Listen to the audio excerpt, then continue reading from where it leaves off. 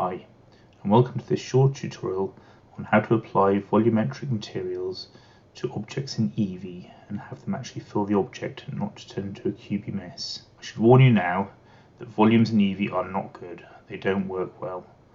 However, let's jump right in and I shall demonstrate how to do this. Let's replace our cube with a sphere. I've chosen a sphere. You can choose anything, you can choose the monkey head if you want.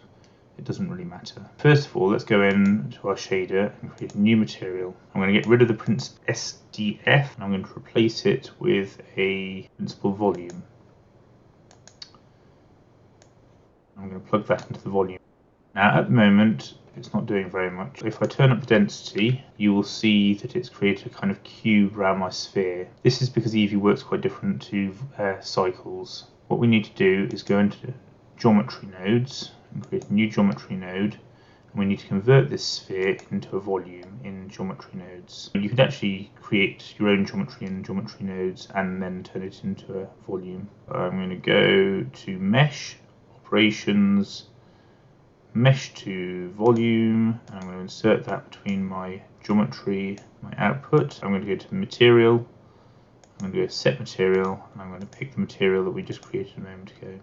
This is where we run into the little bug which we need to fix. If we go to back to our shader editor, you'll see what I mean. If we reduce the density back down, you will see that the sphere that we created in geometry nodes after the mesh is there, but it's got this kind of cube around it. Now this is because this density attribute here causes problems with the Eevee renderer. So what we do is we actually just rename that to something else.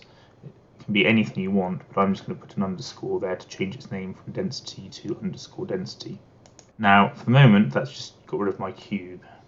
However, we're going to reduce the density to 0 and we're going to come down here and we're going to go into input and we're going to go to volume info, and this density value has come straight from geometry nodes because we put it after the volume mesh to volume node in geometry nodes.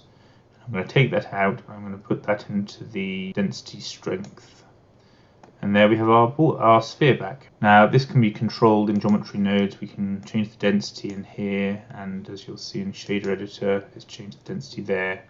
However, I tend to keep the density set as 1 in here and manipulate the density here using a map range node. This is because the outer part of the sphere is not necessarily a density of 1. It can vary between 0 and 1. So as you can see, by changing this, we increase the density. So if we go through to here, we can even change the color, and you can see that it's going to be a nice blue volume. Or we can change it down to our emission strength, so that color won't change anything. If we change our emission color, as you can see, we're creating a new emission object. Now one of the problems with Eevee and emissions is that they can be seen through other objects occasionally. So if I create, for example, a cube here and I move it here, as you can see, this is actually showing through the cube, and I haven't figured out a way to stop that from happening. However, if you're using Eevee as a shortcut to do things in cycles, as a quick visualization method, this can be very useful. It also fixes the problem in cycles where you're using the viewport editor, because this is a kind of hybrid Eevee output. So even in cycles, unless you use the tricks I've just showed you, you'll get rubbish in this screen. Anyway, I hope that helps someone. Thanks for watching. See you next time.